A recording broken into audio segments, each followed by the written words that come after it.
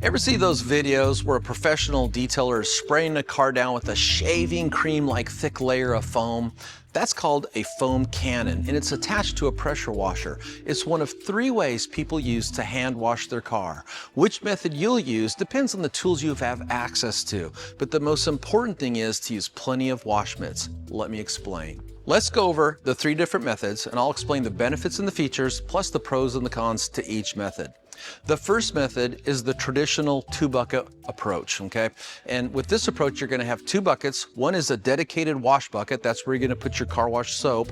The other bucket is just for rinse water. That's where you're gonna rinse your mitt off after washing each body panel. Now, it's important to put a grit guard insert at the bottom of each of the buckets. And the reason for that is because anytime you take some dirt you've removed off the car and put it in the bucket, it will fall below the grit guard because it's suspended by these 2-inch tall vanes, and it traps it on the bucket so you don't recontaminate or re-scratch the car with dirt you've already removed. Now, when you're using the 2-bucket method, the way the soapy water is transferred to the car is with the actual mitt. And that's kind of a big distinction because with a foam gun and a foam cannon, you're gonna be spraying the foam onto the car. So you're transferring it with the mitt. Now, the pros to this is there's lots of lubricity, so that'll help to avoid micro-marring as you're scratching. The cons, though, is there's no way to do what's called a pre-soak. So a pre-soak is when you foam the car with either a foam gun or foam cannon, and the suds sit on there and soften the dirt.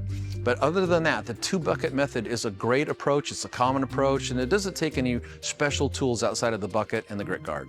The second method is using a foam gun. Now, a foam gun attaches to a garden hose. You don't need a pressure washer to use a foam gun. And what the foam gun does is it sprays down a thick, frothy layer of foam onto the car. So lots of lubrication, lots of cleaning agents.